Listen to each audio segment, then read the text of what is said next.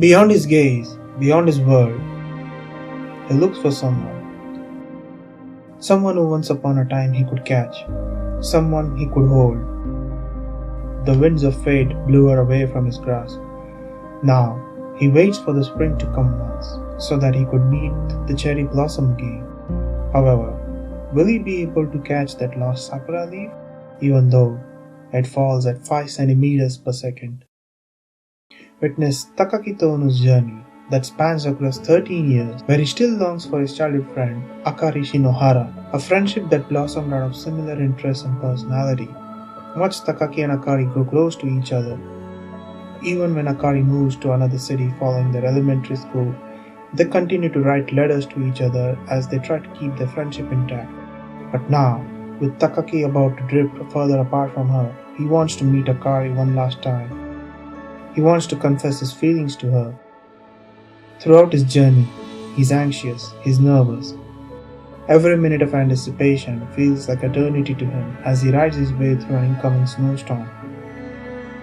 With every delay, anxiety begins to creep upon him. But will she still be waiting for him?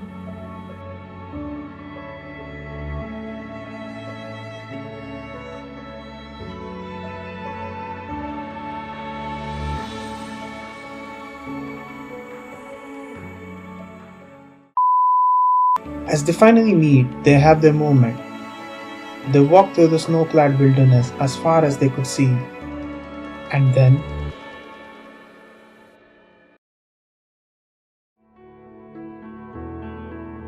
they knew. They knew they no longer needed words to express themselves, as they also realized that they couldn't stay together forever. But in that moment of eternity, Takaki could feel a warmth. After spending the night in a barn, Takaki sets out to return home the next day as Akari reassures him that everything will be alright, as she decides not to give the letter she had written for him. But will it be? I haven't tripped before. Everything's gonna work out exactly the way it's supposed to. It's always tough to get over your first true love. The more you try to pull yourself apart from it, the more you find to long for it.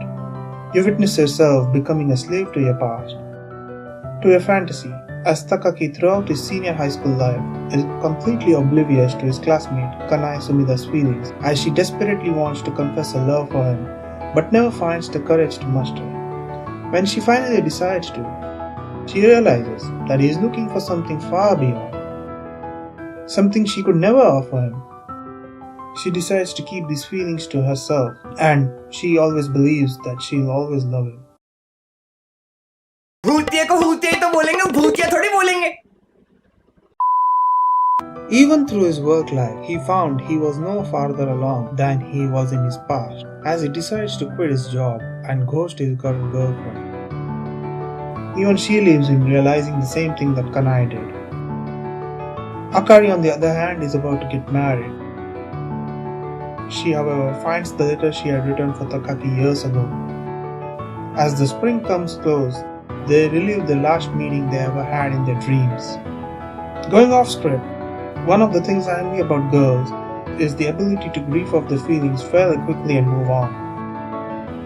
Guys, on the other hand, never really think about their emotions right away. But as time passes, those emotions begin to unravel the world around them. But this doesn't mean they can't move on.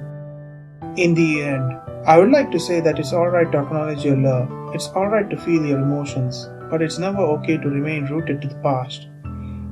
Focus on what you have instead of what it could have been.